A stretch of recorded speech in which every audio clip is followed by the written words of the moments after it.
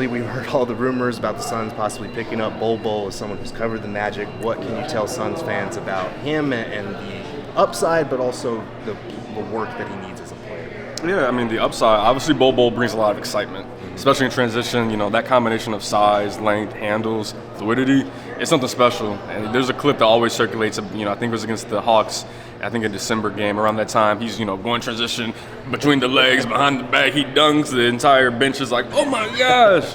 Those are the kind of plays that, that you like I said, just raises the energy of the building, raises the energy of the team. So that kind of what he brings. Just spectacular plays. Things he needs to work on is just consistency. You saw him start off very well last season, and then as the season went on, it was his first time really playing, being in a rotation. So whether it was fatigue, defensively, there were things he needs to clean up.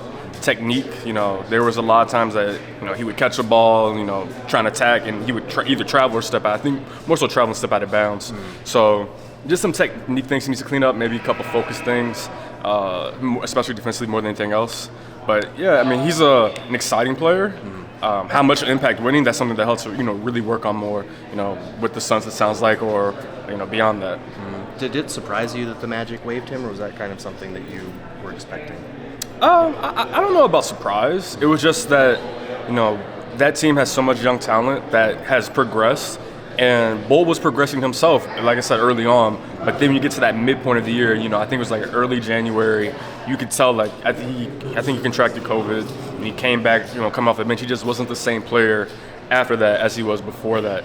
So, and the Magic are trying to take the next step in their development, as individually, players, but also as a team, cohesively. And, there were moments where it just didn't look like, Bol was ready to take that next step with him. And what he needs more than anything is just time and space and opportunity to iron out those kinks in this game, iron out those things in this game. So not surprised that the Magic did that. I know they really liked him. They really were high on him when they brought him in.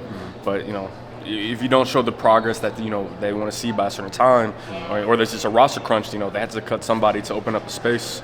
That's just kind of, I guess, the deal with these kinds of things. You mentioned needing kind of the time and the space to grow as a player a little bit. Phoenix obviously has very lofty aspirations heading into next year.